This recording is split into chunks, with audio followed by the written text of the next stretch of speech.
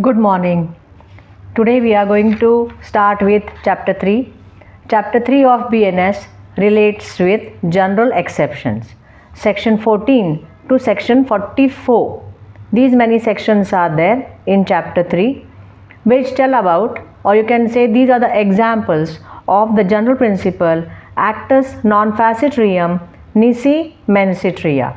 Means it will not be an offense if intention is not there. Now in all these sections intention is not there, the capacity of a person is not there, or sometimes you can say it is an excusable act or it is a justifiable act, and because of that it is not an offense. Many of the sections in BNS in this chapter they start with nothing is an offense, means this is not an offense. So section 14 to 44 relate with general exceptions, and in previous IPC these sections were 76 to 106, means the concept of general exception was there in IPC and now it is there in BNS. We will first see all the sections together. We will divide it. Like the general exceptions can be divided into excusable acts and justifiable acts. Excusable act means the law considers that when a person does this act, then they should be excused, they should not be punished. Justifiable act means they will not be punished, but they are justified in doing it. See, make the point very much clear. General exceptions can be divided into two: excusable act and justifiable act. Excusable acts are those where the law excuses the person who is doing those acts, while justifiable acts are those where the law considers okay, they were justified in doing it, so they will not be punished. In both the cases they are not to be punished. In excusable acts we are having the concept of mistake, that is section 14 and 17. Then we have incapability. Incapability can be further divided into infancy, insanity and intoxication, and the third is accident. Okay, means excusable acts, the acts which can be excused by law are the acts done under mistake, but that should be mistake of fact. We will see those sections.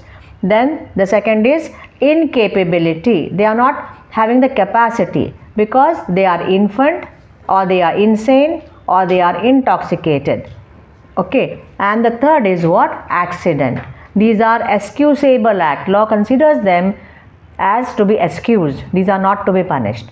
Now the justifiable acts. Justifiable acts are judicial acts, that is section 15 and section 16. Then necessity. Then duress, means under threat of something, if an offense has been done, then he was justified because he was under the threat of instant death and all. Therefore duress. Then consent, means voluntary non fit injuria. He has given the consent. Now certain offenses are not called to be an offense because consent has been given, while some are without consent also, but they are justified in doing it. We'll see it deeply, don't worry. Consent, then communication made in good faith, then trifles and the private defense. We'll see again the justifiable acts. Justifiable acts are those where the person is justified in doing it, where law considers that they are justified. Okay, those are judicial acts, then necessity, then duress, consent, communication made in good faith, trifles and private defense. These are justifiable acts. So general exceptions section 14 to 44 can be divided into excusable act and justifiable act. Got it? Now we'll start with the sections. Section 14 states about mistake of fact and mistake of law. Again the same thing is being discussed in section 17. So what we are going to do, we are going to discuss first section 14 and section 17, and then we'll see section 15 and 16.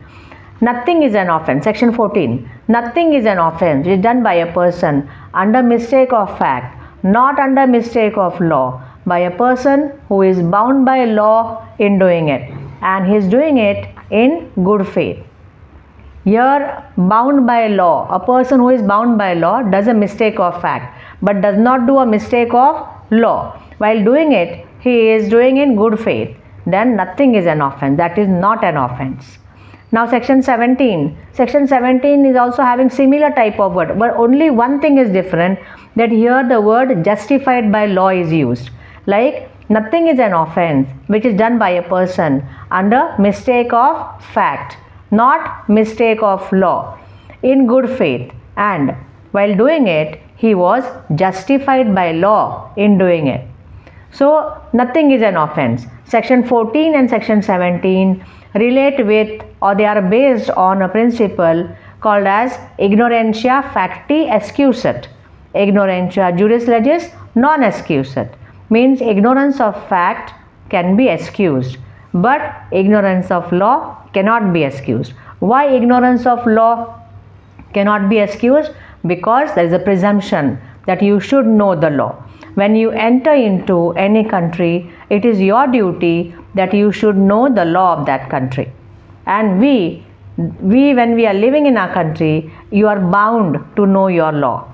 So you are not excused if you do mistake of law. Means if you do something and if you say, "Arey, it was just my mistake, I didn't know the law." It may happen that you don't know the law, but law will not excuse you. You should know it. You are bound to know the law. You are presumed to know the law, because law is very easy. Law is based upon common sense. You can read books, you can read the provisions of law, and if you don't understand, then go to a lawyer, go to an advocate and understand it. But it is your duty. Law is logic. Law is common sense. Therefore, understand the law. It is your duty. So, section 14 and section 17 is based upon the principle ignorantia facti excusat, ignorantia juris legis non excusat. Mistake of fact can be excused, but mistake of law can never be excused. But while doing that mistake of fact, he should do in good faith. So the only difference in section 14 and 17 is the person doing the act under section 14, or you can say the person doing the mistake under section 14 is bound by law. We'll take an example. A bailiff or a court officer is coming for issuing a summons, or he is coming for affixing a summons or a proclamation on the doors of the person summoned.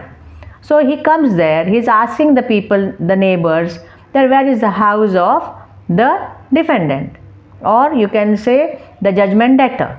What the people do, they misrepresent the bailiff. They gave a wrong address to him. They tell that this is the house of B, actually the house is of A. Got it? And the bailiff has come to affix the summons on the house of B. But they tell that A's house is B's house. Therefore, he affixes the summons or proclaims, or the declaration is being issued to whom? To that particular B. In that house it is affixed. Actually, it should have affixed on actual house of B. But the people misrepresent. This is a mistake of fact which is done by the bailiff, and he was bound by law to do the act. But here it is mistake of fact. Therefore, he will be excused. Got it? The person who is bound by law, he does a mistake of fact, not a mistake of law, in good faith, then nothing is an offense. This is 14. Next is section 17, which states about nothing is an offense the person does under mistake of fact, but not mistake of law, but he is justified by law in doing it. He was justified. What we do, we see a person, he is hitting the other. Therefore, we go and hit him. But actually, it turns out to be a self-defense. It turns out to be a self-defense. But whatever we have done, we were justified. We saw one part and we have used reasonable force, not an excessive force and all. Therefore, you were justified by law to do it, because you are having a right of private defense to protect the body of other.